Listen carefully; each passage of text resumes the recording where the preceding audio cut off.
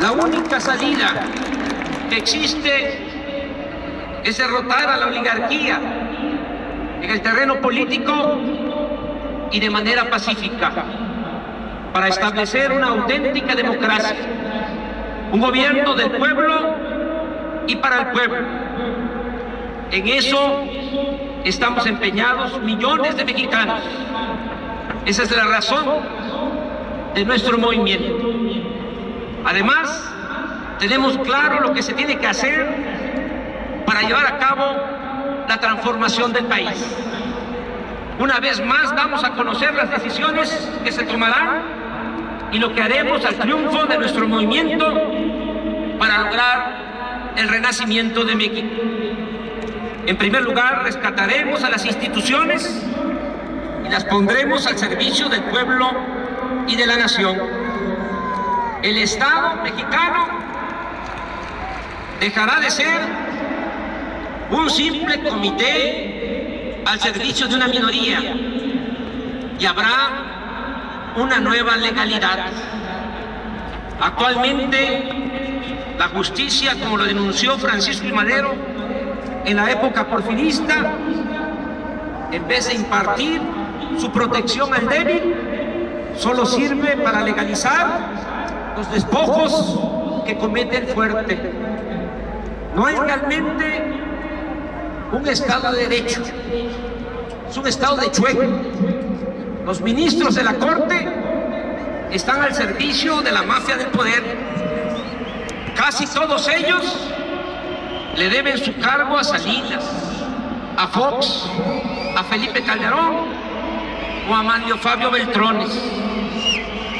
Esto tan solo explica su proceder en casos como el del incendio de la guardería ABC de Hermosillo, donde perdieron la vida 49 bebés y se otorgó impunidad a los responsables, o en la resolución en contra de los trabajadores electricistas, o en la decisión de disminuir las pensiones de los jubilados, o en el hecho de hacerse de la vista gorda en las violaciones constitucionales para permitir la privatización de la industria eléctrica y del petróleo. Tal pareciera que estos jueces de consigna siempre están prestos a escuchar en qué sentido quieren las resoluciones los potentados, para nada más encargarse de construir la justificación jurídica.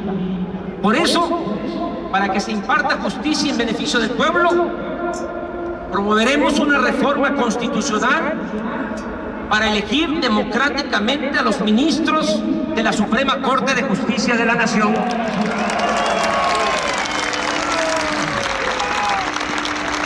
Así era en la época de la República restaurada. Así lo establecía la Constitución liberal de 1857. Para que las cosas marchen en el país, para que realmente haya legalidad, se tiene que lograr la independencia absoluta del Poder Judicial. Tenemos que convertir a la Suprema Corte en el faro de la ley. También se democratizarán los medios de comunicación. Habrá competencia y se garantizará el derecho a la información.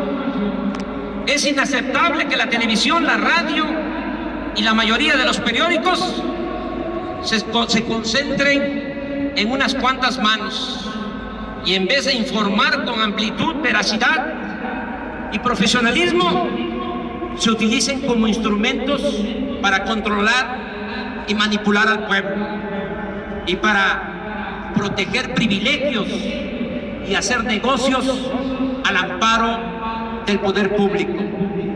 Es una desfachatez que Televisa y Telefónica, empresa española de telecomunicaciones dirigida por Francisco Gil, quien fuera secretario de Hacienda de Fox, se estén quedando con la fibra óptica de la industria eléctrica nacional. Es decir, que hayan obtenido la concesión por 20 años de 21,000 kilómetros de fibra óptica a cambio de 850 millones de pesos, cuando esta infraestructura se construyó con presupuesto público y costó 30,000 millones de pesos.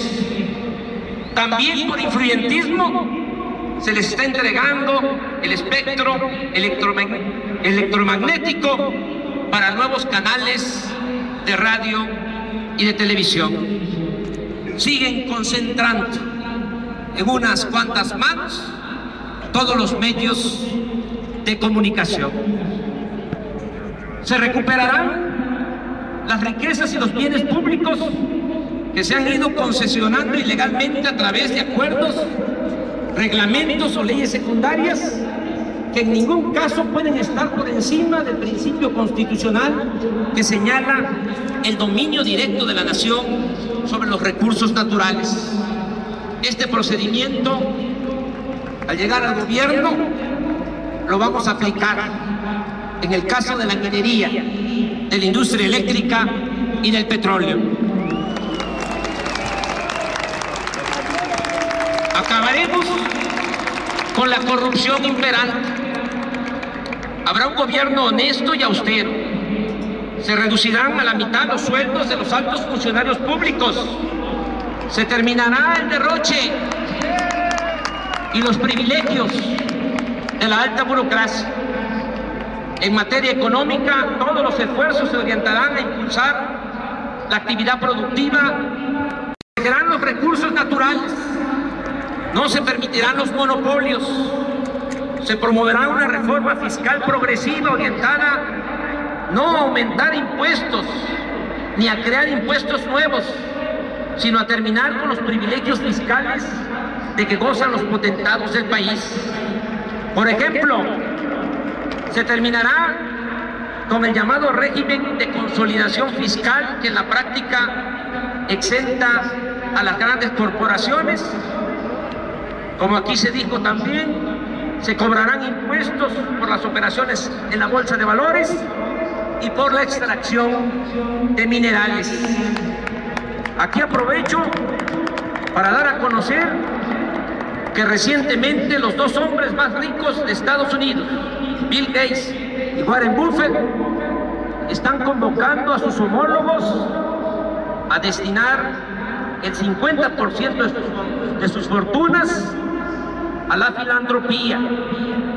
Inclusive Buffett, que posee 45,000 millones de dólares, ha declarado que donará el 99% de su riqueza para acciones de caridad, porque según sus propias palabras, él y su familia podrían vivir con felicidad en el resto de su vida con el 1% de lo que posee. Asimismo, un grupo de 51 millonarios y multimillonarios alemanes acaba de dar a conocer que aportará 10% de sus fortunas como impuesto a la riqueza, para que el gobierno de ese país cuente con más recursos y pueda atender las demandas sociales. Nosotros no les pediremos a los multimillonarios de México que donen parte de sus fortunas, sino simple y llanamente que paguen impuestos. Claro, que paguen impuestos robando y no pagando en la misma proporción que lo hacen sus pares en otros países, con lo cual se obtendrían alrededor de 300,000 millones de pesos. Este monto, junto con un ahorro de 200,000 millones de pesos por la aplicación de una política de austeridad republicana, nos permitiría tener recursos suficientes para reactivar la economía, generar empleos y garantizar el bienestar del pueblo. Un objetivo fundamental del nuevo gobierno democrático será establecer el estado de bienestar.